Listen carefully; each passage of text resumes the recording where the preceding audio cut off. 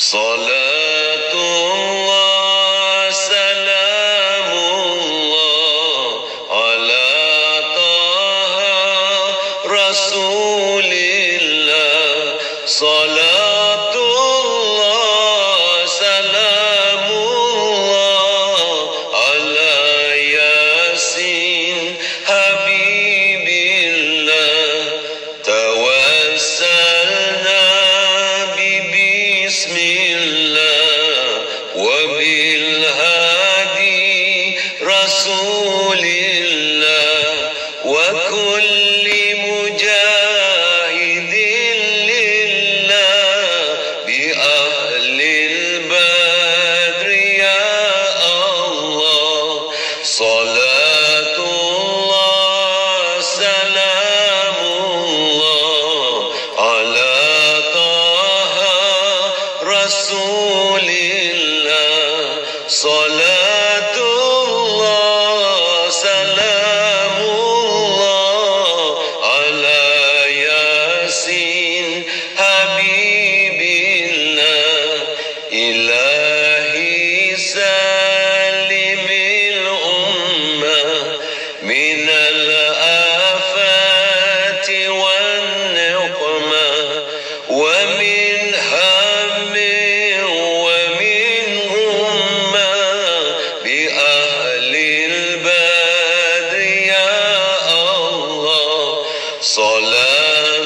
Salatullah salamullah ala taha rasulillah. Salatullah salamullah ala yasin habibillah. Ilahi najina wa kashif jami'a adhiyatin wasrif makaidal ida wal thuf bi ahlil badri ya Allah. Salatullah salamullah ala taha rasulillah. Salatullah salamullah ala yasin habibillah. Ilahi irfir wa akrimna binaili matalibin minna wa daf'i masa'atin anna bi ahlil badri ya Allah. Salatullah salamullah ala taha rasulillah. Salatullah salamullah ala yasin habibillah. Salatullah salamullah ala taha rasulillah. Salatullah salamullah ala yasin habibillah. Ala yasin habibillah.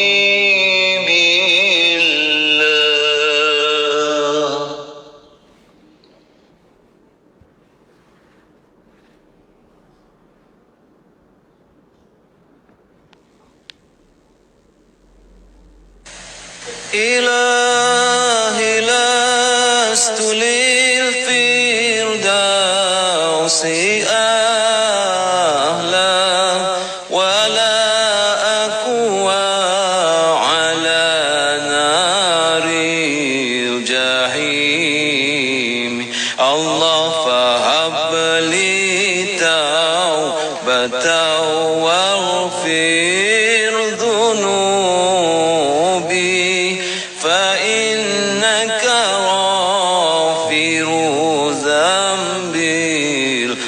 العظيم إلهي لست للفردوس أعلى ولا أقوى على نار الجحيم الله فهب لي توبة واغفر ذنوبي فإنك غافر الذنب العظيم Tuhanku, aku tidak layak untuk syurgamu, tetapi aku tidak pula sanggup menanggung siksa nerakamu. Dari itu kurniakanlah ampunan kepadaku, ampunkanlah dosaku. Sesungguhnya Engkaulah pengampun dosa-dosa besar. Tuhanku, aku tidak layak untuk syurgamu, tetapi aku tidak pula sanggup menanggung siksa nerakamu. Dari itu kurniakanlah ampunan kepadaku, ampunkanlah dosaku. Sesungguhnya Engkaulah pengampun dosa-dosa besar. Ilahi lastu lil firdausi a'la wala aqwa ala naril jahim. Allah fahab li taubatan waghfir dhunubi fa innaka ghafirudz dzambil azim.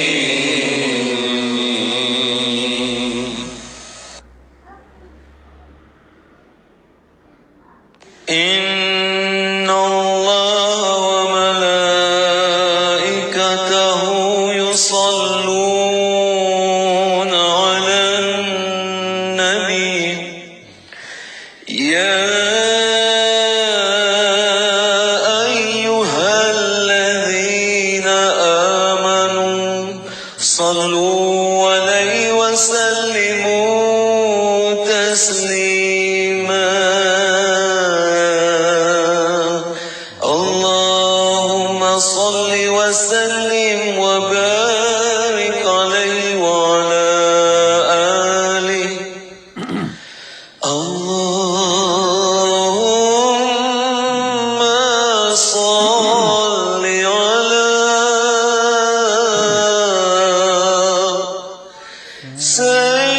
Sayyidina Muhammadin abdika wa rasulika nabiyil ummi wa ala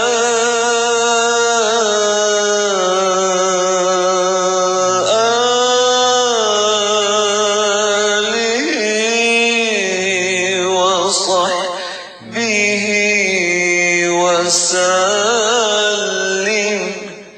Allahumma salli ala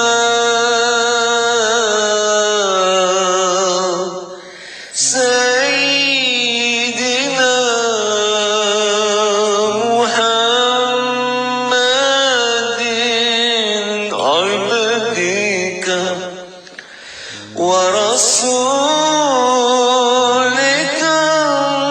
nabiyil ummi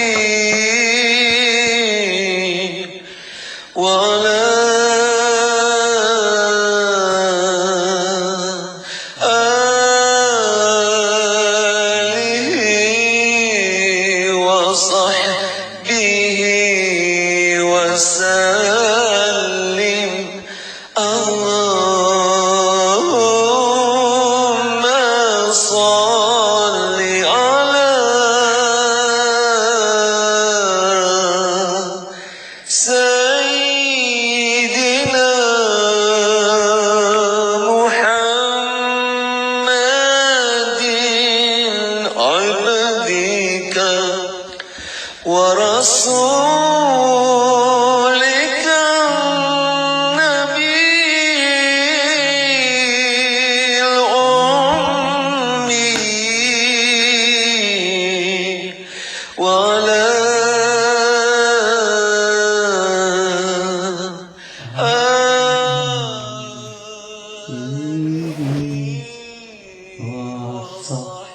bihi wasallim. Assalamualaikum ya Rasulullah. Assalamualaikum ya Nabi Allah. Assalamualaikum ya Habib Allah.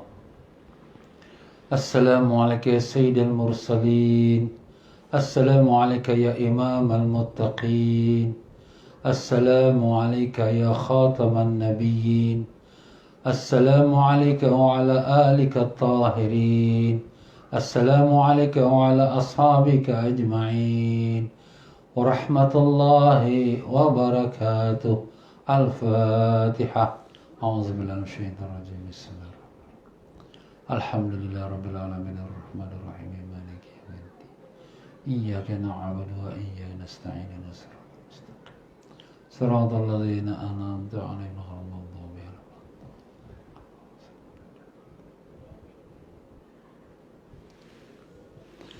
Bismillahirrahmanirrahim. Alhamdulillahirabbil alamin. Wa bihi nasta'in ala umuri dunya waddin. Allahumma salli wa sallim wa barik ala habibir rahman wa sayyidil akwan al-hadir ma'a man salla alaihi fi kulli zaman wa makan wa ala alihi wa sahbihi wa tabihi bi ihsan. Muslimin wa muslimat rahimakumullah.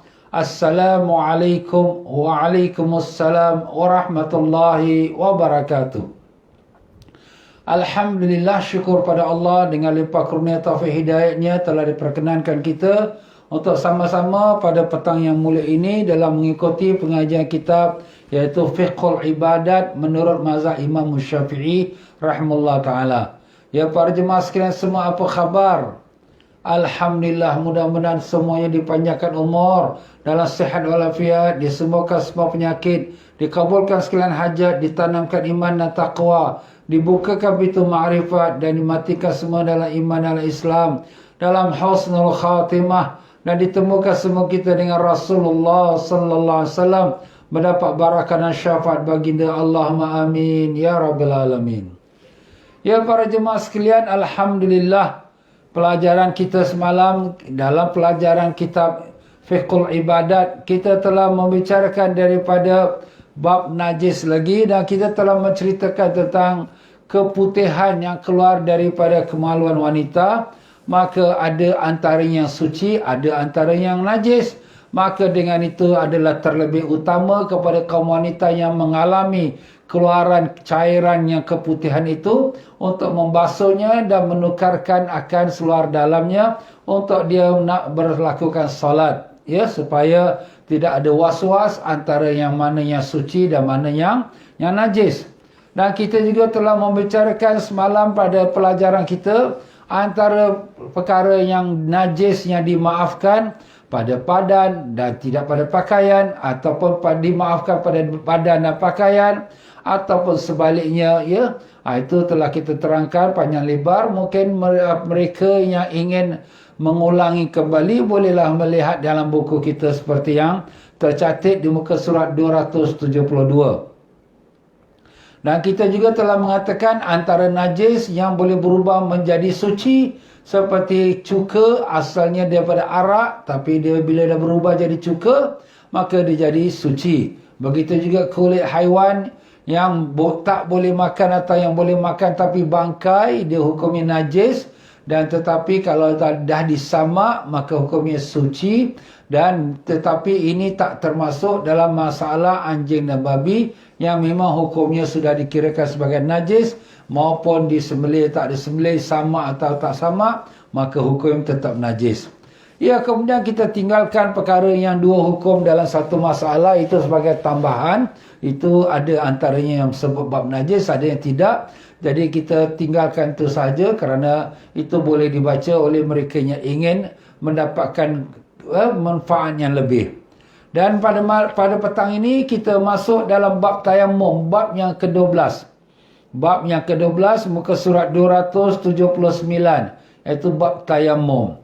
Ya, marilah sama-sama kita bacakan Fatihah kepada junjungan besar Nabi kita Rasulullah sallallahu alaihi wasallam, dan juga kepada sekalian ahli bait keluarganya yang kita kasihi, dan sekalian para sahabatnya yang kita redai, dan semua para alim-alim ulama daripada tabi'in dan tabi'in, dan pada masyayikh kita, guru-guru kita, khususnya Al-Imam Syafi'i rahimahullah ta'ala. Dan demikian juga sehinggalah sampai pada guru kita, tuan pengarang kita kitab ini yang bernama Habib Said Muhammad Amin bin Idrus bin Abdullah bin Umar bin Syekh Abu Bakar bin Salim, yang mana berguru kepada Habib Zain bin Ibrahim bin Zain bin Semit, yang kedua-dua mereka ini masih hidup dan berada di kota Madinah Munawwarah. Semoga Allah Ta'ala tinggikan darjat mereka dan berikan mereka sihat walafiat, dan lindungi mereka daripada segala perkara yang tak diingini. Dan semoga Allah Ta'ala merahmati juga semua guru-guru kita, para masyayikh kita, dan sekalian para mereka yang telah menyampaikan agama kepada kita. Dan semoga Allah Ta'ala tinggikan darjat-darjat mereka dan melimpahkan barakah ilmu mereka kepada kita, sehingga dapat kita manfaatkan dan kita amalkan dengan berkat syafaat Nabi sallallahu alaihi wasallam. Al-Fatihah. A'udzubillahi minasyaitonir rajim. Alhamdulillah rabbil alamin arrahmanir rahim maliki yaumiddin. Iyyaka na'budu wa iyyaka nasta'in ihdinas siratal mustaqim. Siratal ladzina an'amta 'alaihim ghairil maghdubi 'alaihim. Berkata tuan pengarang kita rahimahullah ta'ala, wa nafa'ana Allah bihumikum fid darani amin. Bab yang ke-12, tayammum, di muka surat 279. Definisi tayammum. Tayammum menurut bahasa adalah menghendaki sesuatu. Itu dari segi bahasa lah, bahasa Arab. Tayammum makna keinginan untuk buat sesuatu. Adapun menurut syariat adalah mengusap debu pada wajah dan kedua tangan dengan niat tertentu. Itu praktikalnya tayammum. Jadi dari segi syariat, dari segi hukum fikih, ialah kita menepuk tangan kita kepada debu, sapu muka dan sapu tangan dengan niat, dengan tertentu. Itulah namanya tayammum. Dalil tayammum. Apakah dalil yang membolehkan kita bertayammum? Sangat banyak sekali. Antara firman Allah Ta'ala, a'udzubillahi minasyaitonir rajim, fatayammamu sa'idan tayyiba famsahu biwujuhikum wa aydiyakum. Maka bertayamumlah kamu dengan tanah yang baik, yang suci. Maka usaplah, sapulah wajah kamu dan kedua tangan kamu. Ayat yang ke-43 daripada surah An-Nisa. Dan demikian juga daripada sabda Nabi sallallahu alaihi wasallam, as-sa'id udhu'ul muslim wa illam yajril ma'a 10 sinin. Fa idza wajadal ma' falyattaqillaha wal yumissahu basyaratah. Artinya, debu adalah wuduknya seorang muslim jika tidak mendapatkan air walaupun selama 10 tahun. Dan jika telah mendapatkan air, maka bertakwalah kepada Allah dan cucilah anggota tubuhnya. Itu hadis riwayat Imam Bazzar. Jadi maknanya tanah itu, makna debu yang bersih, menjadi wuduk untuk gantikan wuduk lah kepada orang mukmin walaupun 10 tahun. Yalah, kalau tak jumpa air kan, 10 tahun mungkin jumpalah air, tapi air itu sekadar untuk nak minum saja, bukan untuk nak berwuduk. Jadi kalau sekiranya tak ada air untuk wuduk, bolehlah tayammum walaupun 10 tahun. Tapi kalau dah ada air, maka hendaklah dia jangan ambil ringan-ringan lagi. Hendaklah takwa pada Allah dan ambillah wuduk mengingat dengan air. Jadi itulah hukumnya. Begitulah dia tuan-tuan dalam hadis yang berikutnya, iaitu muka surat 280 terjemahannya. Dua orang laki-laki sedang bermusafir dan mereka berdua tidak memiliki air. Maka tatkala masuk waktu salat, mereka berdua bertayamum. Kemudian salat, dan setelah salat mereka berdua mendapatkan air. Dah habis semayang baru ada air. Salah satu dari keduanya mengulangi salatnya dengan cara berwuduk dengan air tersebut. Dan yang satu lagi tidak mengulangi salatnya. Kemudian setelah sampai mereka ke kota Madinah Munawwarah, mereka menghadap pada Rasulullah SAW dan menjelaskan perkara ini. Yang ni satu dia ulang balik, dia ambil wuduk. Yang satu lagi ni dia tak ulang balik. Apa kata Nabi? Maka Nabi SAW berkata kepada yang mengulangkan salatnya, yang tidak mengulangkan salatnya, kamu benar dan salatmu telah sah. Mana kamu punya buat tu dah betul lah, tak payah ulang lah. Artinya kalau kita dah tayamum kerana tak ada air, jadi kita yang salat kita dah sah. Kemudian lepas dah habis salat, ada pula air pun baru datang. Maka tak wajiblah kita ulangkan salat kita balik. Ya. Dan kemudian Nabi bercara kepada yang mengulangi salatnya, kamu mendapatkan 2 pahala. Pahala pertama yang wajib, pahala kedua tu kamu ulangkan dapat lagi pahala. Tapi sini menunjukkan bahawa memadailah dengan tayamum itu untuk kita salat ketika tidak ada air. Ya. Dan hadis yang ketiganya, minas sunnah, dari hukum sunnah syariat, tidak boleh seseorang salat fardu dengan satu tayamum kecuali untuk satu salat. Kemudian tayamum lagi untuk salat yang berikutnya. Jadi kalau kita salat fardu, satu tayamum untuk satu fardu. Sembahyang sunat tak apa, berapa banyak boleh. Tapi kalau satu tayamum untuk satu fardu. Kalau sekiranya nak sembahyang fardu kedua, kita kena ambil tayamum satu lagi. Macam tu hukum dia lah, ya. Itu semua nanti kita akan huraikan. Baik, faedah. Tayamum mulai disyariatkan pada tahun yang ke-6 Hijrah. 6 Hijrah.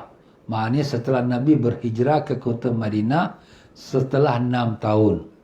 Jadi solat diwajibkan atas umat Islam setahun sebelum berhijrah ke Madinah. Jadi tak banyak timbul masalah lah. Tapi bila dah pada tahun yang ke-6 Hijrah, ada timbul masalah. Iaitu Nabi SAW dan para sahabat, termasuk isterinya Sayyidatina Aisyah, mereka ini adalah pergi ke medan peperangan.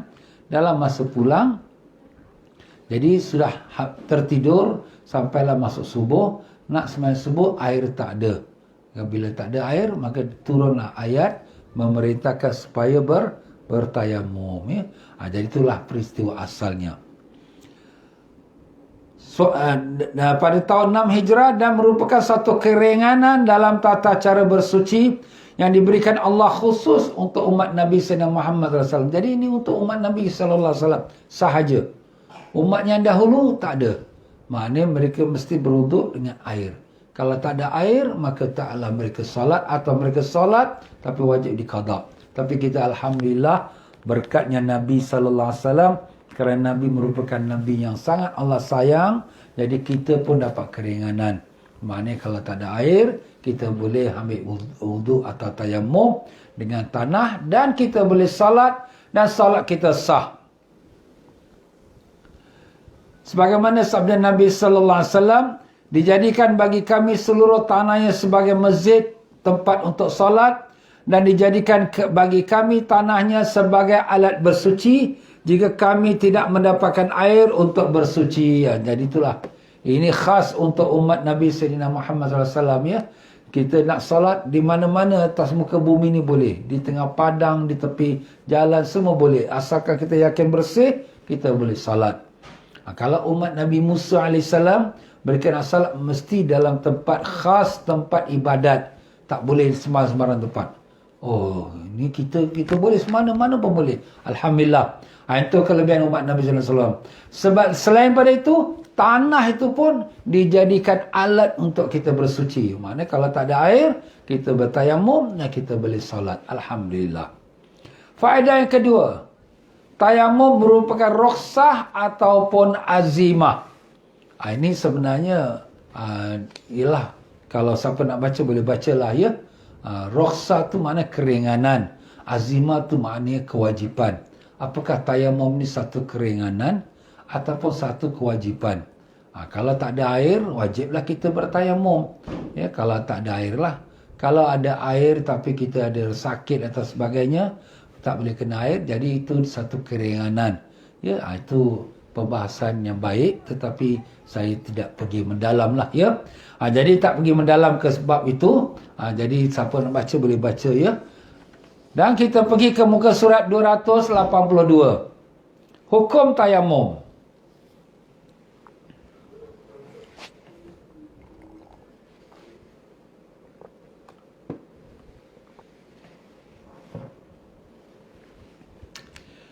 Hukum tayamum. Hukum bertayamum ada 4. Pertama, wajib pada beberapa masalah. Antaranya, apabila tidak memiliki air. Jadi wajib tayamum kalau tak ada air, ya. Nak semak solat tu wajib. Yang kedua, jika khawatir dapat menyebabkan kematian tatkala menggunakan air. Dia ni sakit ataupun luka ataupun terbakar kulit dia. Kalau gunakan air boleh jadi mudarat. Bukan mesti mati, tapi kalau sekiranya mudarat tu atau sakit tu makin bertambah, maka dia wajib ambil tayamum. Ataupun boleh buat pada mati, maka dia wajib ambil tayamum, ya. Itu hukum wajib. Dan yang kedua, tayamum tu hukumnya mubah. Mubah tu mana haruslah. Mana boleh. Boleh nak buat, boleh tak buat. Pada beberapa masalah, ni contoh saja. Dia banyak masalah lah, tapi ni contoh. Yang pertama, apabila mampu berwuduk dengan air yang dijual dengan harga di atas harga normal, maka boleh berwuduk dengan cara membeli air tersebut atau bertayamum. Air ni diambil kesempatan oleh penjual dengan harga yang mahal. Memang air terputus, misal kata air terputus. Tapi ada juga orang jual air, tapi air yang dijual mahal. Kita kata 1 liter tu biasa $1 atau $2. Tiba-tiba dia jual $10. Melampau ni. Dia ambil kesempatan. Dah orang tak ada air kan. Jadi kalau kita, ustaz, saya ada duit, tapi nak beli ke saya tayamum? Ini harus. Nak beli, boleh. Kalau tak nak beli, bukan pasal tak ada duit. Pasal melebihi, melampau sangat. Jadi kita tayamum. Harus. Mana harus bertayamum. Dan jika tidak ada air di permulaan waktu solat, dan yakin akan mendapatkan air di akhir waktu solat, ini harus tayamum. Nak tunggu dapat air, bila dapat air? Dapat air nanti kawan tu datang, dia kata nak janji nak sampai lagi 1 jam. Lagi 1 jam, alamak, ini nak ambil waktu lagi 1,5 jam ni. Lambat nanti kita tunggu ni. Jadi kalau sekiranya lambat, tayamum lah kita solat. Boleh, harus kita solat dengan tayamum, walaupun air akan datang, tapi air datang akan lambat pula waktu solat kita. Tapi sah juga kalau kita nak tunggu sampai datang air, kita nak tunggu, boleh. Dan yang ketiga, makruh. Iaitu makruh kita bertayamum. Makruh macam mana? Mengulangi tayamum. Mana kita ulangkan, kita dah tayamum, kemudian kita ulang lagi tayamum lagi. Itu makruh lah. Maknanya membazir. Yang keempat, haram bertayamum. Macam mana tu? Ada 2 masalah. Haram akan tetapi sah. Sah solat dia, tapi haram. Bagaimana? Bertayamum dengan debu yang hasil curian. Seperti juga orang yang mencuri baju. Dia curi baju pasal nak solat. Ustaz, saya tak ada baju. Nak tutup aurat. Tapi curi hak orang. Habis kita solat. Solatnya sah, tapi berdosa. Haram. Itulah pula haram dan tidak sah. Apa pula yang tidak sah? Jika memiliki air dan akan bertayamum tanpa adanya uzur. Dia tak ada uzur. Dia air dia punya, bukan dia curi. Tapi dia tak ada uzur, tak sakit. Nak ambil wuduk, tak apa, aku tayamum. Haram kau. Kau dah boleh wuduk, kau tak wuduk, kau yang bertayamum. Dan kemudian kau salat. Salat pun tak sah. Macam tu. Memanglah. Sebab tak cukup syarat. Syarat tayamum, kalau tak ada air, nanti kita akan bicarakan tentang syarat-syarat tayamum. Baik, sekarang kita masuk dalam tajuk sebab-sebab tayamum. Di muka surat 282, ya. Di muka surat 282, sebab tayamum. Sebab-sebab tayamum, pertama, dia ada 3 sebab. Pertama, kerana tidak adanya air. Tidak adanya air yang memenuhi syarat kesucian. Dan hal ini terbagi kepada 2 bahagian. Macam mana ustaz tak ada air syarat kesucian? Air ada tapi air itu tak mensucikan kita. Misal kata yang ada air kopi, air oren. Air ini boleh wuduk? Tak boleh. Air kelapa. Air ini boleh wuduk? Tak boleh. Tapi suci, nak minum boleh minum. Itu maknanya tak memenuhi syarat kesucian. Dia suci tapi tak menyucikan. Ya. Jadi dia terbagi pada dua bahagian. Bahagian pertama hissan. Hissan iaitu jika tidak memiliki air yang kita katakan secara his itu maknanya pegangan yang kita tak ada air kat tangan kita. Dan syar'an iaitu jika memiliki air akan tetapi terdapat uzur. Ini ada dua lah. Satu tak ada air. Hissan tu mana benda tak ada. Tak ada. Satu lagi ada air tapi tak boleh pakai air. Kenapa? Kerana sakit. Saya tangan terbakar. Jadi tak boleh pakai air. Itu kena tayamum. Jadi itulah dia ya. Kerana tidak ada air. Bukan tak ada air tu sama sekali. Kerana tak ada air tu betul. Satu perkara memang itu yang hissan. Benda ni tak ada sendiri. Keduanya ada air tetapi tak membolehkan kita untuk kita berwuduk. Kerana kita sakit. Ataupun airnya tu cukup-cukup untuk kita minum. Ya, jadi kalau kita musafir, tak cukup air ni kalau aku dah buat wuduk, nak minum tak ada air. Jadi kita utamakan minum dan kita tidak tidak berwuduk, tapi kita bertayamum. Ini disebutkanlah dia punya beberapa masalah dia. Air yang dimiliki di muka surat 283 ya, nokta yang pertama. Air yang dimiliki tersebut diperlukan untuk minum haiwan muhtaramah. Haiwan yang haram untuk dibunuh. Haiwan yang muhtaramah tu haiwan yang dihormati. Yang dihormati tu apa? Yang kita perlukan dia, yang kita pakai dia. Seperti unta. Kita pakai dalam perjalanan kita musafir. Dan kalau sekiranya kita ambil wuduk dan sedangkan unta itu tak minum air, nanti dia mati, umpamanya. Ya, maka di sini kita boleh tayamum. Habis air ni ada ustaz. Air ni bagi unta tak nak minum. Jangan cakap unta lah. Kita pun sendiri pun ya. Kalau kita musafir macam contoh saya cakap tadi kan. Kita nak musafir. Kemudian air yang ada. Tapi air tu cukup untuk kita minum. Kalau ambil uduk. Dah tak boleh nak minum lagi. Jadi bolehlah kita tayamum. Air dijual lebih pada harga yang normal. Itu kita dah sebut tadi. Jadi boleh kita tayamum. Dan yang nokta ketiga. Terdapat penghalang untuk sampai ke tempat air. Kita ada nak ambil air kat perigi. Perigi tu ada tepi dia harimau, ada singa. Tengah duduk tengok siapa datang. Alamak, aku pergi ambil air kat perigi tu, mati aku nanti ni, harimau geram aku. Kalau gitu ambil tayamum je lah. Nak semayang ni waktu dah habis ni. Nak tunggu ke harimau tu pergi, tak pergi-pergi lagi tu. Kita ambil tayamum, kita salat. Jadi mana airnya ada, tapi nak dapatkan air tu bahaya pula. Oleh kerana itu kita boleh bertayamum. Itu antara sebab yang pertama. Sebab yang kedua yang kita boleh tayamum kerana sakit yang berbahaya jika terkena air. Jadi sakit ini kalaulah kena air bertambah sakit, atau kalau kena air makin lambat dia sembuh, atau kalau kena air boleh bawa pada mati.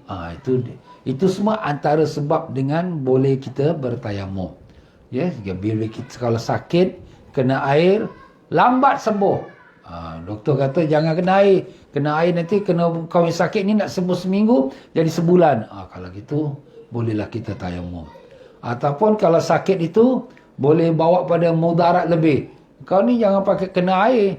Kalau kena air, nanti melarat kau yang sakit nanti ni. Kalau gitu, boleh tayamum. Atau mengancam nyawa kita.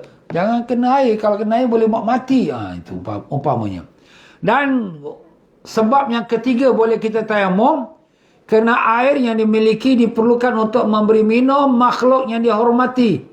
Yang sedang kehausan menurut syariat. Makhluk yang dihormati siapa? Manusia lah. Manusia. Kita ni. Kita ni dihormati ya. Walaqad karramna bani Adam. Telah kami muliakan anak cucu Adam. Jadi Allah dah muliakan. Jadi kalaulah ada orang yang tengah kehausan dan kita pun ada air, tapi air ni nak buat wuduk. Kalau kami wuduk tak boleh bagi dia minum air. Tak, kamu bagi dia minum air. Habis wuduk tak ada ustaz air, tayamum. Itu dah tuan-tuan ya.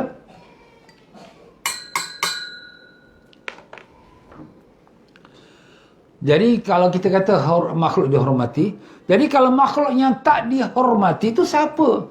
Ghairu muhtaram, yang tak dihormati. Menurut syariat ada 6 makhluk. 6 makhluk. Ini daripada aliens ke, daripada outer space? Tak ada. Ini dalam dunia ni juga ya, 6 makhluk.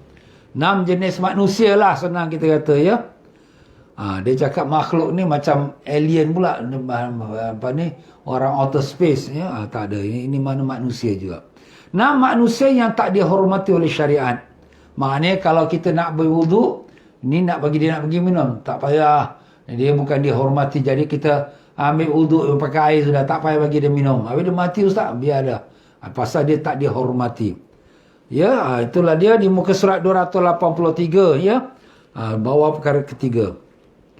Jadi siapa dia 6 makhluk yang tak dihormati itu? Pertama, orang yang meninggalkan salat dengan sengaja. Itu nama dia. Orang yang tinggalkan salat, dia orang Islam tapi tak salat. Tengah-tengah kita musafir, dah keputusan air, nak ambil wuduk. Kita ada wuduk, kita ada botol air. Tapi dia ni tak semayang ni. Ini aku nak buat wuduk ni. Ambil wuduk. Itu dia haus, biarkan dia lah. Dia tak semayang, tak hormat pada hukum Allah. Apa kita nak hormat dia? Pernah satu masa seorang perempuan, dia tu ada hajat besar. Hajat dia ni agak macam susah nak dapat lah. Jadi dia pun orang kata buat macam main-main nazar. Ya Allah, aku bernazar, ya Allah, kalau hajat aku ni dapat ni, aku nak minum kencing anjing. Kencing anjing? Astagfirullah. Ini betul ke ini? Tapi dengan takdir Allah, dapat hajat dia. Astagfirullah. Dia pun dah susah hati dah ni. Macam mana ni? Dia pun pergi pada Nabi SAW. Ya Rasulullah, saya dah nazar. Saya pun tak sangka nazar saya ni boleh dapat. Sebab memang susah nak dapat ni. Tiba-tiba dapat apa yang saya nazar. Dan saya nazar kalau dapat saya nak minum kencing anjing. Nabi kata, kau tunggu hari hujan. Tunggu hari hujan. Kau pergi ke rumah orang yang tak salat, yang tak semayang ni. Jadi air hujan yang turun kena pada atap rumah dia, kau tadah. Kau tadah, kau minum. Samalah seperti kau minum air kencing anjing. Auzubillah. Mana orang tak semayang ni, maaf kata rumah dia macam rumah najis. Na'udzubillah. Astaghfirullah. Ya Allah, selamatkanlah anak cucu kami. Ya Allah, jangan ada daripada mereka yang meninggalkan salat. Salat ya Allah. Ya Rahman, Ya Rahim. Kita ingat tuan-tuan ya. Anak-anak kita, cucu-cucu kita ni. Salat. Ini dah waktu semayang. Salat. Jangan tidur lagi. Bangun. Macam tu. Kita kena, ustaz strict sangat nanti budak. Kena ada strict juga. Sebab tu Nabi kata siapkan rotan. Ni saya siap rotan atau meja saya ni. Apa Nabi kata? Muru awladakum bis-salah wa hum abna'u sab'in. Wadribuhum 'alaiha wa hum abna'u 'ashrin. Suruh anak salat umur dia 7 tahun. Jangan pakai rotan lagi. Rotan nanti dulu. Umur 7 tahun. Sayang. Solat sayang. Allah sayang anak-anak yang solat tahu. Nanti mak bagi upah. Kita latih dia. Dah umur 10 tahun. Ingat ni rotan ni. Tak salat. Ini rotan ni. Rotan. Sebenarnya rotan ni tuan-tuan ada rahsia dia. Anak-anak ni sebenarnya bila kita kata rotan saja, dia takut dah. Ini kelebihan. Bukan kata orang lah, ni pengalaman saya. Saya letak rotan saya. Ini rotan ni. Diam. Semua takut. Diam. Masya Allah tuan-tuan ya. Ini ada hikmah dia. Bukan kita nak rotan sangat pun. Bukan kita nak pukul dia sebagai mati. Tidak. Kita nak didik dia. Tapi itulah. Kata pepatah Melayu, sayangkan anak, tangan-tangankan. Jangan diam, tak apa, anak aku baik. Nama-nama nanti dah besar, dah menyesal anakku Sazali. Kan dah menyesal. Jadi cheap gangster pula. Na'udzubillah. Ya Allah, selamatkanlah anak cucu kami. Janganlah jadi perkara yang tak baik, ya Allah. Dengan berkat Nabi SAW. Amin. Itu dah tuan-tuan ya. Jadi kalau orang yang tak semayang ni, biarlah. Dia tak minum air, tak apa. Aku nak main wuduk ni air ni. Macam tu. Jangan pedulikan dia. Tapi lah kalau kita nak kesiankan dia, nak bagi dia air, kita boleh bagi, tapi kita kena ada air juga untuk kita wuduk ya, sebab wuduk tu wajib. Yang kedua ialah zani muhsan. Zani itu seorang yang melakukan zina. Itu bahasa Arabnya zani. Zani iaitu yang melakukan zina. Muhsan yang setelah pernikahan, maknanya orang dah kahwin. Orang dah kahwin, kalau dia berzina, na'udzubillah, hukum dia rejam sampai mati. Kalau negara Islam lah. Kalau negara itu menjalankan syariat Islam. Tapi sekarang ni pun kita tengok, yalah, tak dijalankan juga.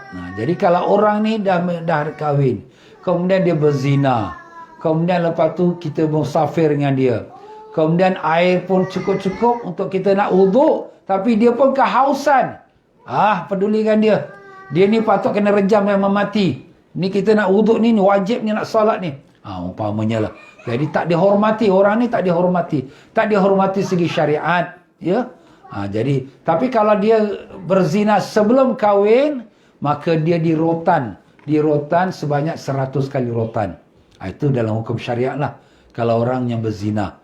Yang berzina sebelum kahwin, 100 rotan. Kalau dah kahwin, maka dia direjam sampai mati. Jadi orang ni, biarkan dia. Jangan bagi dia minum. Kalau kita tak cukup air lah. Cukup air bagilah, tak apa, kesian pula. Yang ketiga, orang yang murtad. Yang keluar dari agama Islam. Dengan perkataan, perbuatan atau keyakinan. Dia murtad. Na'udzubillah. Tak ada Tuhan lah dia kata. Ini Nabi Muhammad pun bohong saja. Na'udzubillah. Umpamanya lah dengan perkataan atau perbuatan. Atau tulisan. Sekarang dengan tulisan. Masuk media massa. Na'udzubillah. Maka wajib untuk dia bertaubat. Dan kembali kepada agama Islam. Dah dia murtad, wajib dia taubat. Tapi dia tak mau taubat juga. Tidak kembali pada hukum agama Islam juga. Maka kalau ikut negara Islam, jalan syariat, kepala orang murtad ni dipenggal, dipancung. Jadi orang dalam negeri Islam, undang-undang Islam, kalau orang Islam tu murtad, dipancung kepala dia. Supaya apa? Supaya jadi pelajaran kepada yang lain. Supaya jangan senang-senang, mudah-mudah untuk nak tinggalkan agama. Tapi ustaz, kalau gitu agama Islam ni paksa orang ke? Kita tak paksa orang. La ikraha fid din. Tak ada paksaan dalam agama. Dia nak masuk Islam, by all means, ikutlah kehendak dia. Kita tak paksa. Tapi kalau dah masuk Islam, nak keluar dari Islam, itu ada undang-undang dia. Undang-undang Islam. Sebab lagi sebelum Islam, belum lagi undang-undang Islam. Itu hukum dia, tuan-tuan. Yang keempat, kafir harbi. Iaitu non-Muslim. Yang mengadakan peperangan terhadap kaum muslimin. Kafir harbi. Harbi itu mana? Perang. Jadi kalau kita ada kafir harbi, kafir yang memerangi kita. Kita ada air untuk uduk, dia pula kehausan. Biarkan dia. Bila mati, biar dia mati. Memang kita pun perang dengan dia. Tapi kalau kafir yang tak diperangi, macam sekarang kita duduk dalam negeri yang majmuk, yang ada Islam, yang tak Islam. Itu bukan kafir harbi, tuan-tuan. Kafir harbi itu yang angkat senjata, yang memerangi kita. Jadi kalau kafir yang bukan harbi, tak boleh kita buatkan macam tu, ya. Itu kita kena ada perbezaan. Bukan semua orang kafir tu dihukum sama. Zaman Nabi pun dalam kota Madinah ada orang kafir juga. Orang-orang Yahudi dan orang-orang yang beragama Nasrani ada.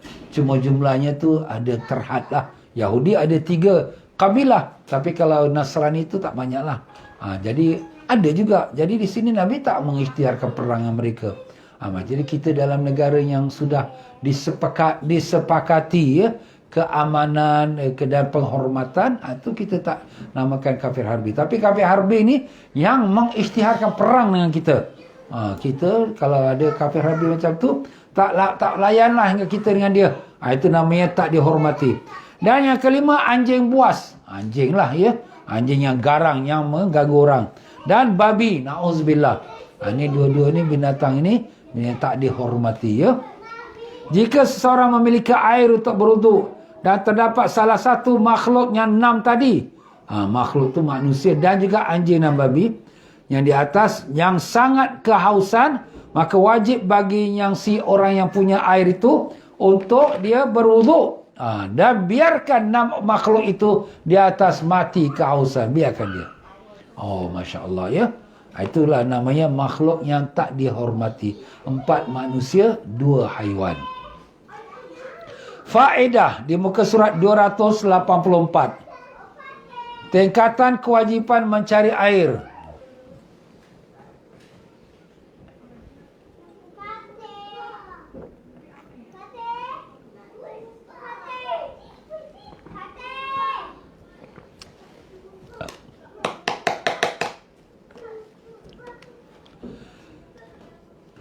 Tingkatan kewajipan mencari air terbagi pada 4 bahagian. Nah ni kalau kita ni dalam musafir, kemudian kita nak solat, kemudian tak ada air.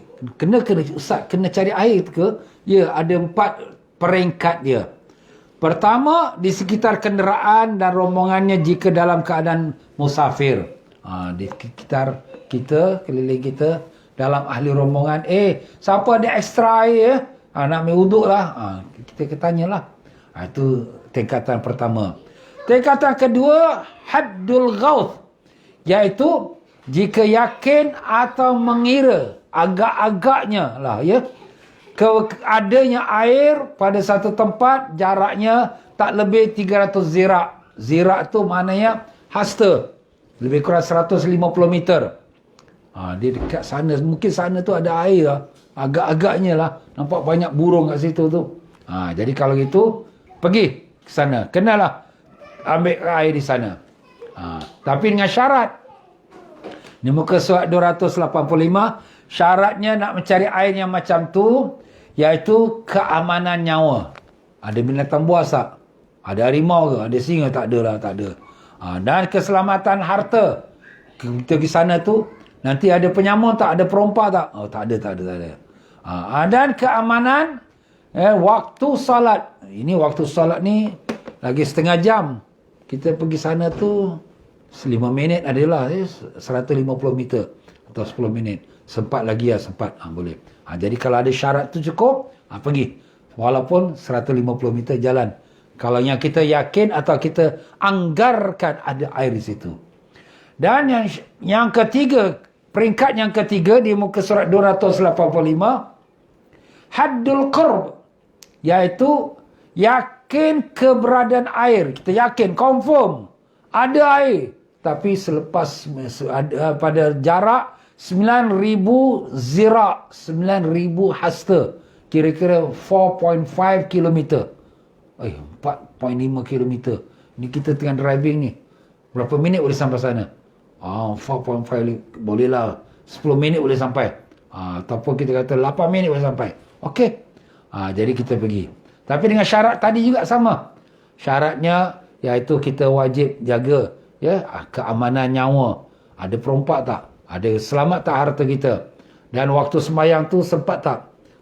Kalau kita nak sembahyang, kalau sempat okeylah. Jika syarat kewajipan mencari air haddul qurb, iaitu terdapat keamanan pada nyawa, anggota tubuh, harta dan aman terhadap keluarnya waktu solat. Jika solatnya tidak wajib diqada. Kalau solat yang tak wajib diqada, mana ustaz solat wajib qada?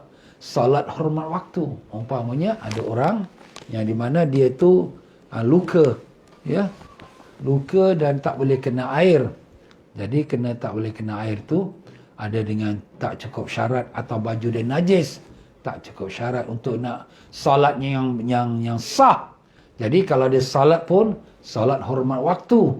Jadi kalau macam tu tak payahlah nak pergi ambil air tu. Kau ni kalau solat pun kau solat hormat waktu, kena qada, jadi tak payahlah nak pergi cari air. Air ada kat depan, okeylah ambil wuduk. Kalau air tak ada kat depan, maka kau solat je lah. Kerana kau ni punya solat pun wajib diqada. Jadi ada orang tanya, ustaz, kita ni solat hormat waktu kan baju najis. Sebab nak ni misal kita travel lah, dalam travel kita nak salin baju pun tak ada sebab dalam beg besar lah. Kemudian kita nak ambil baju pun tak boleh. Kemudian baju dah najis. Kemudian dah masuk waktu nak solat. Solat kita ni mengandung najis tak sah. Habis nak ambil wuduk tak? Ambil wuduk. Kalau ada wuduk, kalau tak ada wuduk tu apa nak buat? Tak payahlah nak pergi merata-rata cari. Tapi kalau solat tu memang tak wajib diqada, seperti sekarang lah macam kita sembahyang zuhur, macam asar ya. Maka kita kenalah cari air. Kalau kita yakin air tu ada, walaupun 9,000 zirak, 9,000 hasta, pergilah ke sana. Kalau boleh sampai dengan syarat selamat, aman dan sebagainya ya. Dan tahap yang keempat, jarak yang keempat ialah haddul bu'di, iaitu yakin keberadaan air itu di tempat yang lebih pada 9,000 zirak, 9,000 hasta, mana lebih daripada 4.5 km. Jauhnya. Jadi nak pergi tak? Tak payahlah ya. Tidak wajib mendatangi tempat tersebut untuk dapatkan air. Habis kalau dah tak wajib, apa nak buat? Kita hanya bertayamum. Itulah tuan-tuan ya. Jadi wajib kita bertayamum tu mengikut keadaan air tu dapat ke tak dapat. Pertama kita cari air kat keliling kita. Kalau tak dapat air kat keliling kita, maka kita tengok ada tak kemungkinan tu dalam 300 hasta ada air tak. Kalau ada, ataupun kita rasa kemungkinan ada, kita kena pergi ke sana. Jangan terus tayamum ya. Ataupun kita confirm ada, tapi after 4.5 km kita dalam kereta, jadi kena yakin pergi. Kalau selamat semua perjalanan, itu. Tapi kalau kita tak yakin ataupun sudah jauh sangatlah, lagi 10 km baru kita sampai, tak payahlah nak tunggu jauh sangat. Kita bertayamum dan kita solat ya. Ya, itulah dia tuan-tuan, kita katakan tingkatan kewajipan mencari air. Nah, masuk kita di muka surat 285, syarat-syarat tayamum. Ni syarat-syarat tayamum ni panjang pula ni. Jadi syarat tayamum, tak apa kita tambah sikit lagi ya. Syarat-syarat bertayamum ada 10. Yang pertama, harus dengan debu. Meskipun dengan warna apapun, selama debu tersebut suci. Itu debu lah ya. Debu ni dia berbeza dengan pasir. Pasir ni kalau kita kata pasir yang kita kata berbiji-biji ya. Tetapi kalau debu ni macam kalau kita kata budak-budak main kat kampung lari-lari, debu naik. Itulah berdebu. Tanah yang berdebu. Jadi tak kira lah tanah berdebu tu warna, mungkin warna oranye ke, warna tanah warna coklat ke, warna hitam ke ya. Jadi itu tak menjadi masalah. Tapi pentingnya dia ada berdebu. Itulah. Jadi yang pertama mesti debu. Ya. Yang kedua harus dengan debu yang suci. Itu keduanya debu suci. Tidak sah tayamum dengan debu yang najis atau terkena najis, seperti debu yang tercampur dengan air kencing kemudian dah kering debu tu. Itu najis, tak boleh. Ya. Yang ketiga, tidak boleh dengan debu yang telah digunakan, iaitu mustakmal. Macam kita ambil wuduk juga, air yang kita dah guna basuh, air itu kita tadah, itu air mustakmal. Tak boleh untuk wuduk lagi yang kedua. Jadi kalau debu tu kita dah pakai debu untuk muka kita, kemudian debu tu jatuh kita tadah, kemudian untuk kita pakai tangan, tak boleh. Itu dah mustakmal, debu yang mustakmal. Sama juga macam air juga ya. Yang keempat, debunya tidak bercampur dengan tepung. Jadi jangan campur dengan tepung ke tepung gandum ke tepung beras, jangan. Kita nak banyakkan debu dia, tak payah. Ni kalau dia pakai tepung gandum, tepung tu dia kat muka dia, ini dah jadi tepung korma. Alah, tepung korma pula. Jadi lain macam pula. Tak ada. Tak perlu tu. Yang kelima, orang yang akan bertayamum harus bermaksud menggunakan debu untuk dipindahkan wajah. Maknanya niat. Niat dia tu daripada mula dia tepuk tangan sampai kepada muka dia. Jangan putus niat. Macam mana tu? Dia tepuk tangan, aku bertayamum untuk mengharuskan aku solat. Tangan pun kena kat dahi. Jadi daripada masa berpindah sampailah tangan tu kena ke dahi kita, dia dalam keadaan berniat. Jadi jangan putus. Itu demi syarat dia. Syarat kelima. Nanti secara praktikal kita akan illustratekan, kita akan tambahkan lagi ya. Syarat yang keenam. Di muka surat 286. Harus dengan 2 kali meletakkan tapak tangan pada debu. Harus mana mesti.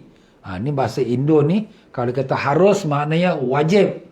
Kalau kita bahasa Singapura Malaysia ni haruslah, maknanya boleh buat tak boleh buat tak apa. Itu jadi macam orang kata mubah. Tetapi tidak ya. Masuk sini wajib. Wajib 2 kali tepuk. 2 kali tepuk pertama sapu muka.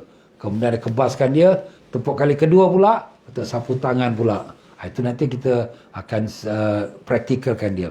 Itu berdasarkan hadis tayamum darbatan. Tayamum tu 2 kali tepuk pada tanah, ya.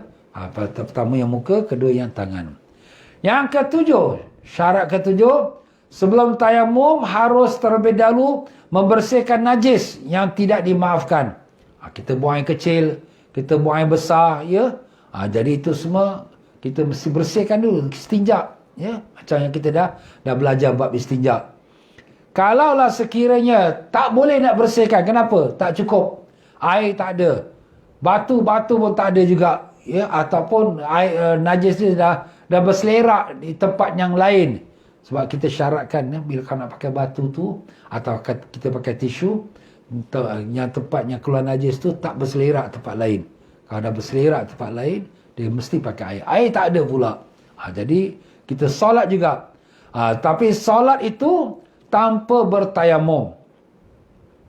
Solat tu tanpa tayamum, itu namanya faqidul taharatain. Maknanya orang yang tak ada 2 alat penyuci. Air pun tak ada, tayamum pun tak ada.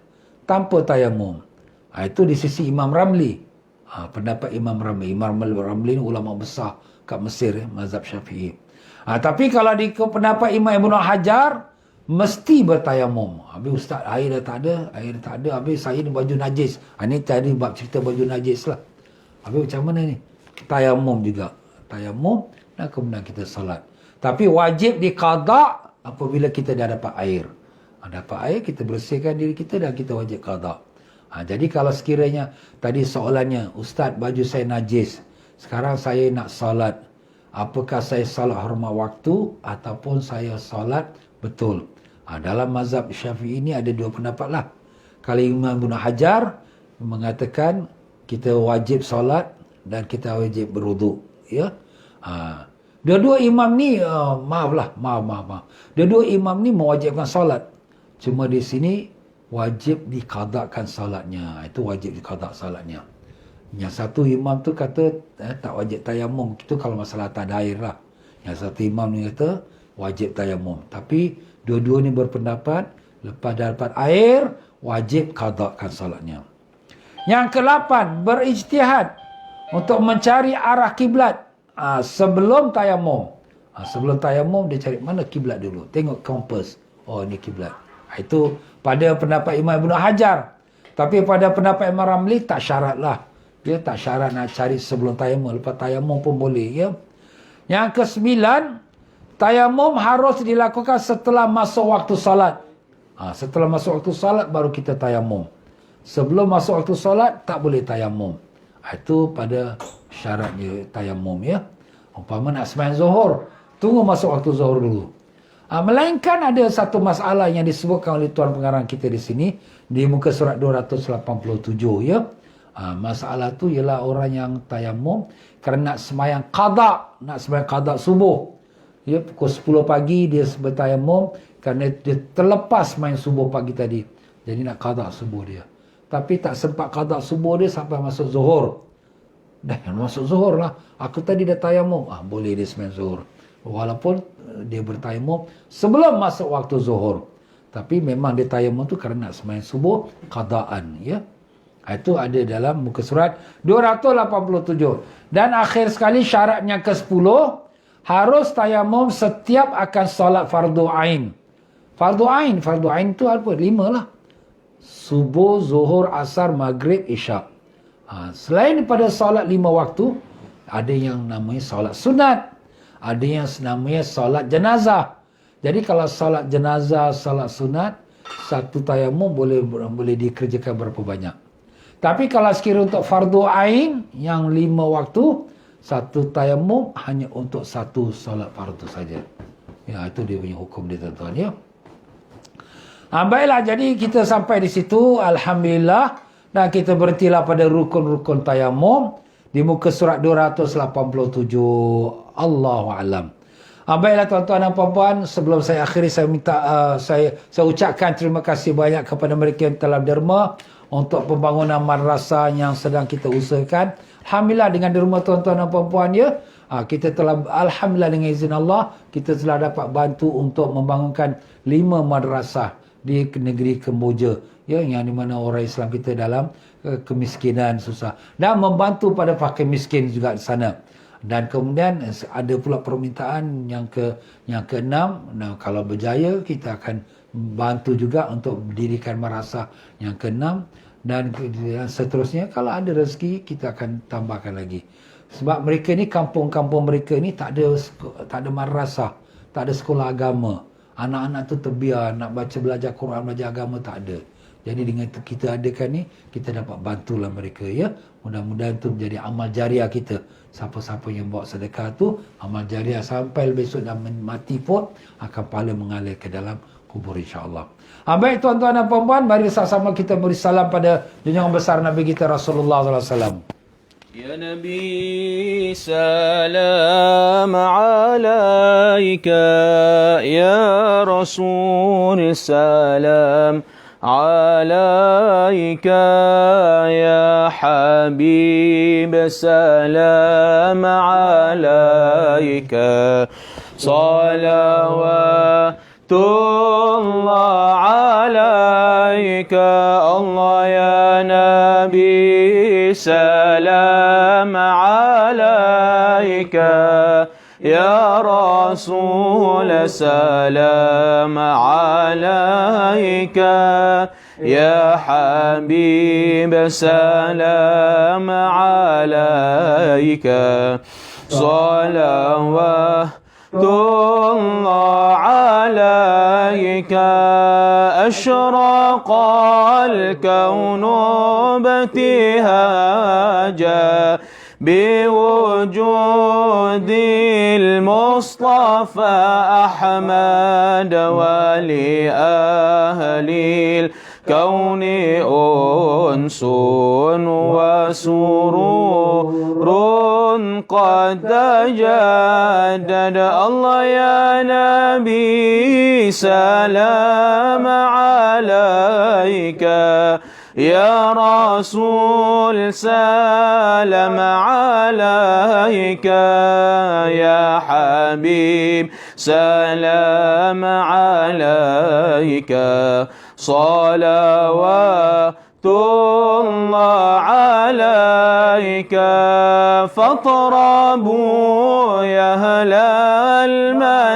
المثاني فهزاروا اليمن غراد واستضيئوا بجمال فقافل حسن تفرد الله يا نبي سلام عليك يا رسول سلام عليك يا حبيب سلام عليك صلوات الله عليك ولنا البشرى بسعد مستمر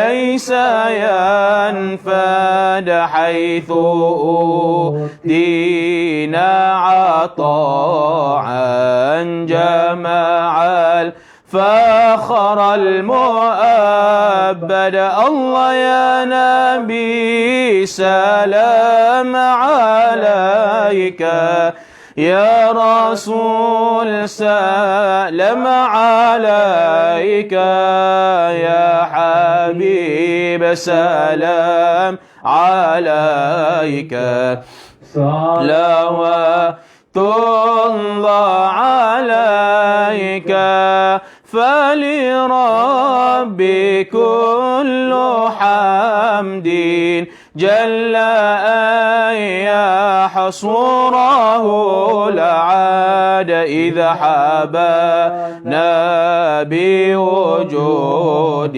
المصطفى هادي محمد الله يا نبي سلام عليك يا رسول سلام عليك يا حبيب سلام عليك صلوات الله عليك مرحبا مرحبا يا نور عيني مرحبا مرحبا جد الحسين مرحبا يا رسول الله أهلا مرحبا بك إن بك نسعد مرحبا مرحبا يا نور عيني مرحبا مرحبا جد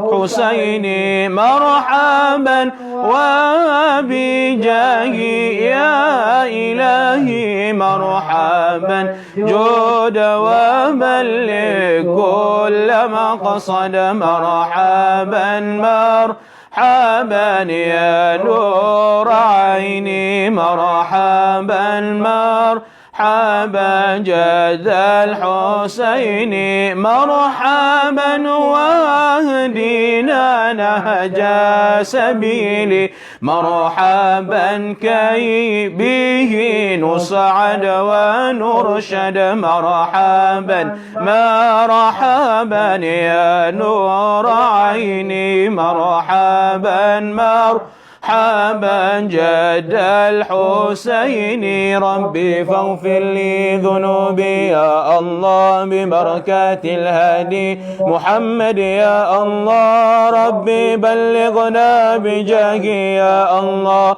في جواري خير مقعد يا الله ربي فاغفر لي ذنوبي يا الله ببركات الهادي محمد يا الله وصلاة الله تغشى يا الله أشرف الرسل محمد يا الله ربي فاغفر لي ذنوبي يا الله ببركات الهادي محمد يا الله وسلام مستمر يا الله كل حين يتجدد يا الله ربي فاغفر لي ذنوبي يا الله ببركة الهادي محمد يا الله طلع البدر علينا من ثنيات الوداع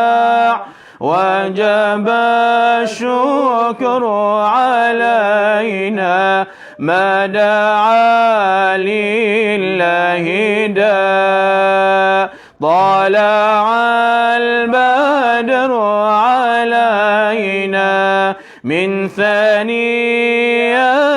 الوداع وجب الشكر علينا ما دعا لله داع أيها المبعوث فينا جئت بالأمر المطاع جئت شرفت المدينة مرحبا يا خير داع طلع البدر علينا من ثنيات الوداع وجب شكر علينا ما دعا لله داع صلى الله على محمد صلى الله عليه وسلم صلى الله على محمد صلى الله عليه وسلم صلى الله على محمد صلى الله عليه وسلم اللهم صل وسلم وبارك عليه وعلى آله. Allahumma salli wa sallim alaihi. Alhamdulillah, terima kasih pada Ustaz Abdul Hakim. Ya tuan-tuan dan puan-puan rahimakumullah, jadi ada pertanyaan yang nak buat derma kepada madrasah atau fakir miskin ya. Mereka boleh buatlah kepada Pay Now atau pada akaun iaitu 96343641 ya. 96343641. Itu nombor Pay Now. Dan tuan-tuan dan puan-puan ya, kalau dah kita buatkan Pay Now tu, kita catatkanlah untuk apa, untuk madrasah ataupun untuk fakir miskin ya. Kalau bagus lagi kita snapshot dan kemudian kita hantar kepada nombor tersebut ya, sebagai untuk nak confirmkan. Sebab kadang-kadang dia Pay Now kalau pada bank yang lain, pada PSB, dia tak keluar tanda untuk apa ya. Jadi kalau sekiranya daripada bank-bank yang lain pada PSB, tuan-tuan snapshot dan tuan-tuan hantar kepada nombor tersebut 96343641 dan sebutkanlah untuk tujuan apa. Ya tuan-tuan dan puan-puan rahimakumullah, itu saja untuk kita petang ni. Jangan lupa mari sama-sama kita bacakan Fatihah. Mudah-mudahan berkat Fatihah Allah SWT sembuhkan saudara kita yang sedang sakitnya daripada Abdul Latif bin Harun, dan juga dia jadi saudara haji Muhammad Sahab bin Hiyad, dan juga saudara Jaafar Ma, dan juga Muhammadah Mahmud, dan juga Raqayyah binti Yar Ali Khan, dan juga suaminya Sa'd bin Alwi. Dan demikian juga semoga Allah Ta'ala selamatkan anak saya pada malam ni, iaitu Tengku Faruqi akan berangkat ke bumi Mesir pada malam ini pula ya. Dan juga insya-Allah Ustaz Abdul Hakim pun akan berangkat balik ke Mesir lagi 1-2 hari ini. Jadi kita doakan mudah-mudahan semua selamat berangkat dan selamat mengikuti pengajian dan dapat berjaya dalam pelajarannya. Dan dengan berkat syafaat Nabi sallallahu alaihi wasallam, Al-Fatihah. A'udzubillahi minasyaitonir rajim. Bismillahirrahmanirrahim. Alhamdulillahirabbil alamin arrahmanir rahim maliki yaumiddin. Iyyaka na'budu wa iyyaka nasta'in. Ihdinas siratal mustaqim. Siratal ladzina an'amta 'alaihim ghairil maghdubi 'alaihim waladdallin. Amin. Dan kita niatkan juga Fatihah tadi yang kita baca untuk semua mereka yang sakit daripada jemaah-jemaah kita yang ada di sini, dan mak bapak mereka, adik-beradik mereka yang sakit. Semoga Allah Ta'ala kabulkan dan berikan kesihatan dengan niatnya tersebut tadi. Marilah sama-sama kita akhir yang kita baca istighfar. Allahumma anta rabbi la ilaha illa anta khalaqtani wa ana 'abduka wa ana 'ala ahdika wa wa'dika mastata'tu. A'udzubika min syarri ma sana'tu. Abu'u laka bi ni'matika 'alayya wa abu bi dhanbi faghfirli fa innahu la yaghfiru dhunuba illa anta. Allahumma anta rabbi la ilaha illa anta 'alaika tawakkaltu wa anta rabbul 'arsyil 'azim. Ma syaa Allah kan wa ma lam yasha' lam yakun. La haula wa la quwwata illa billahil 'aliyyil 'azim. A'lamu anna Allah 'ala kulli syai'in qadir. Anna Allah qad ahata bi kulli syai'in 'ilma. Allahumma inni a'udzubika min syarri nafsi, min syarri kulli dabbatin anta akhidhu min nasiyatiha.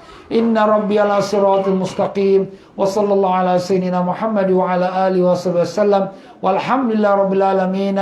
Taqabbalallahu minkum minna minkum taqabbal ya karim.